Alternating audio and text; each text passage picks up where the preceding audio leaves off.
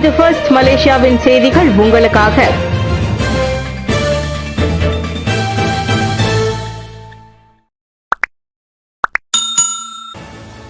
1 million ரிங்கிட்டிற்கும் மேல் லஞ்சம் வாங்கிய ஜொஹூரை சேர்ந்த டத்தோ பண்டார் கைது.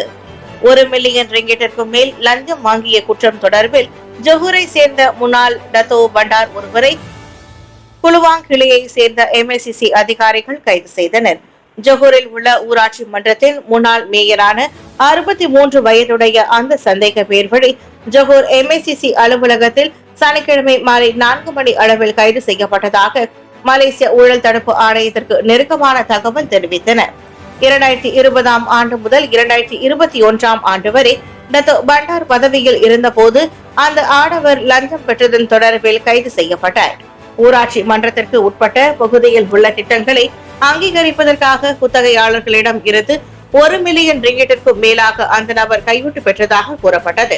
அந்த ஆடவருக்கு எதிராக ஜொஹூர் பாரோவில் சிறப்பு லஞ்ச குற்றச்சாட்டு நீதிமன்றத்தில் 12 குற்றச்சாட்டுகள் கொண்டுவரப்படும் என தெரிவிக்கப்பட்டது. 2009 ஆண்டின் MACC சட்டத்தின் கீழ் அவர் மீது விசாரணை மேற்கொள்ளப்பட்டது.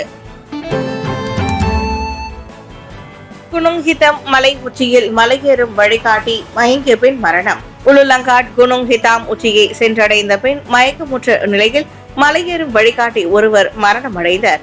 இந்த சம்பவம் குறித்து சனிக்கிழமை காலை மணி 11:48 அளவில் தங்களுக்கு தகவல் கிடைத்ததாக ஸ்லாங்கூர் தீயணைப்பு மற்றும் மீட்பு குழுவின் துணை இயக்குநர் அகமது முக்லிஸ் முக்தார் தெரிவித்தார்.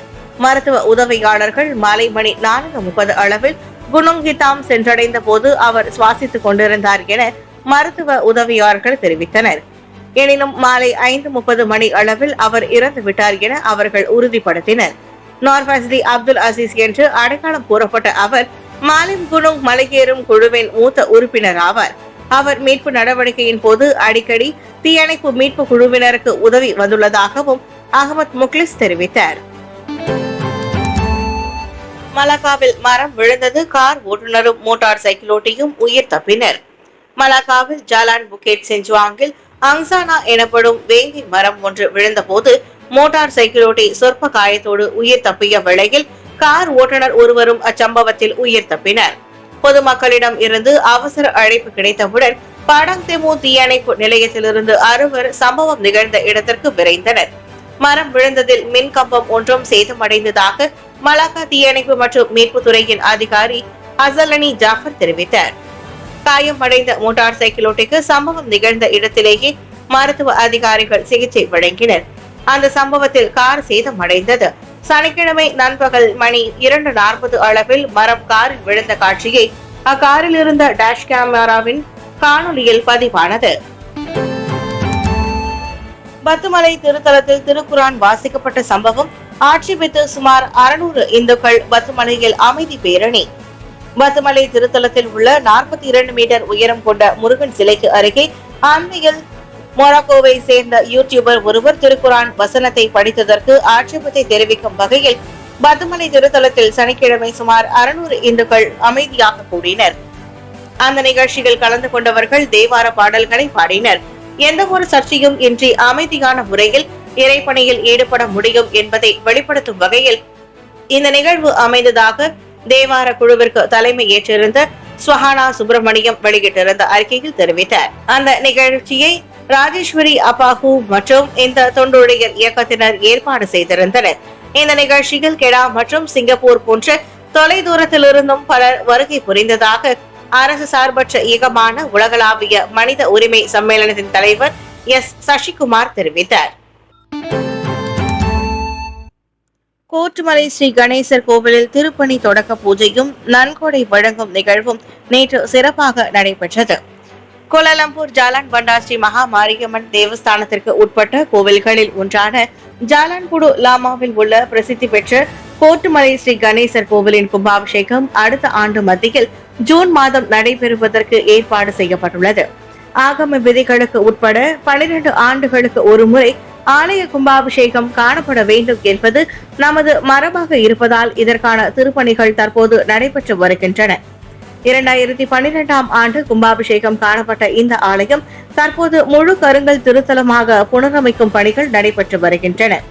ஆலயத்தின் முகப்பு நுழைவாயில் தூண்கள் 32 விநாயக பீடங்கள், மணி மண்டபம் அனைத்தும் கருங்கற்களால் அமைக்கப்பட்டு வருகின்றன. அதனை முன்னிட்டு நேற்று கோட்டுமலை ஸ்ரீ கணேசர் ஆலயத்தில் திருப்பணி தொடக்க பூசையும் கும்பாபிஷேகத்திற்கான நன்கொடை வழங்கும் நிகழ்வும் கோலாலம்பூர் ஸ்ரீ மகா மாரியம்மன் தேவஸ்தானத்தின் தலைவரும் அறங்காவலருமான தான் ஸ்ரீ ஆர் நடராஜா தலைமையில் மிகவும் சிறப்பாக நடைபெற்றது. சர்ச்சைக்குரிய டிஆர்டி விவகாரத்தில் ஹன்னாயோ முதல் முறையாக மௌனம் கலைந்தார். ஸ்லாங்கூரின் சர்ச்சைக்குரிய டிமாண்ட் ரெஸ்பான்சிவ் டிரான்சிட் விவகாரத்தில் முதல் முறையாக இளைஞர் விளையாட்டுத்துறை அமைச்சரான ஹன்னாயோ மௌனம் கலைத்துள்ளார். இந்த விவகாரத்தில் அதிகாரிகள் விசாரணை நடத்துவது சிறந்தது என்பதால் தாம் இதற்கு முன் கருத்துரைக்கவில்லை என அவர் கூறினார். மாநிலத்தில் பொது போக்குவரத்து சேவை தொடர்பில் தமது கணவரின் நிறுவனத்தை ஸ்லாங்கூர் அரசாங்கம் நியமித்தது குறித்து விசாரணை நடத்துவதை MICC-யிடம் விட்டுவிடுவதாக ஹன்னாயோ கூறினார். மலேசியர்களுக்கு உண்மை தெரிய வேண்டும் என்பதால் டிஆர்டி விவகாரத்தில் MICC-யின் விசாரணையை நடத்த வேண்டும் என்ற ஸ்லாங்கூரின் கோரிக்கையை தாம் வரவேற்பதாக அவர் தெரிவித்தார்.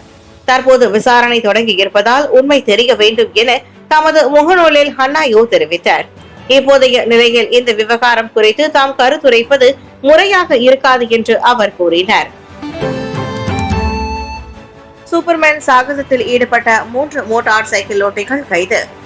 சூப்பர்மேன் போன்று பறக்கும் நிலையில் இருக்கையில் நேராக படுத்துக்கொண்டு ஜிக்ஸாக்கிங் பாணியில் சாகசத்தில் ஈடுபட்டு தங்களுக்கு மட்டுமின்றி போக்குவரத்தில் ஈடுபட்டிருந்த மற்ற வாகன ஓட்டுநர்களுக்கும் மிரட்டலாக இருந்த சட்டவிரோத மோட்டார் சைக்கிள் ஓட்டும் கும்பலை சேர்ந்த 3 கைது செய்யப்பட்டனர்.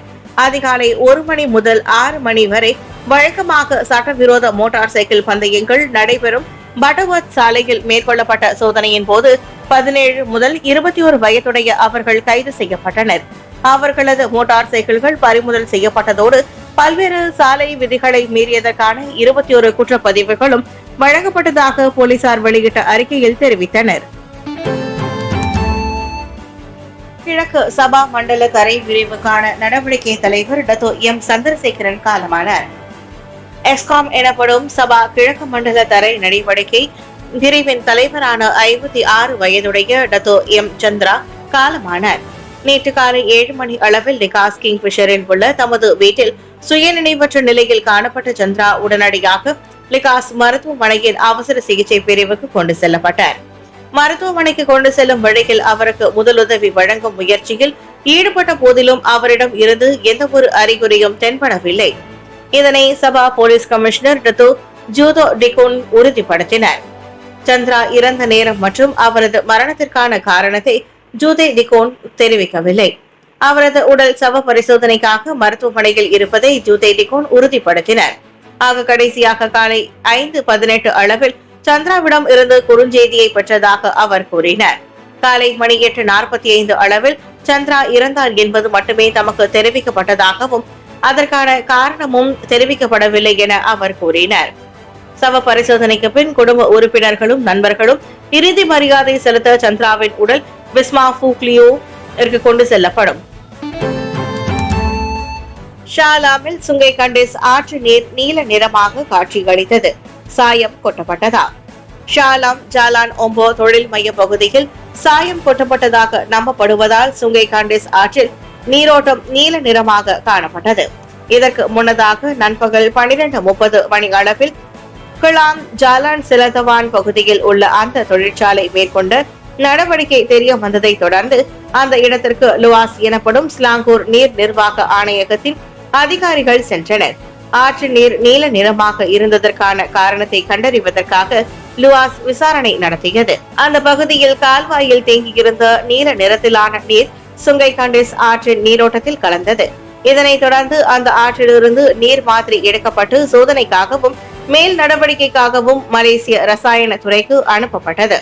நீர் வளாகத்திற்கு தூய்மை கேடு ஏற்படுத்தியது தொடர்பில் 1999 ஆண்டின் ஸ்லாங்கூர் நீர் நிர்வாக ஆணையத்தின் சட்டம் 79வது விதி உட்பிரிவு 1 மற்றும் C-யின் கீழ் விசாரணை தொடங்கப்பட்டுள்ளது. அதே வேளையில் இந்த விவகாரம் தொடர்பில் சுற்றுச்சூழல் துறை மற்றும் ஷாலம் மாநகர் மன்றம் தங்களுக்கு இருக்கும் அதிகாரத்திற்கு உட்பட நடவடிக்கையில் ஈடுபடும்படி லுவாஸ் கேட்டுக் கொண்டுள்ளது.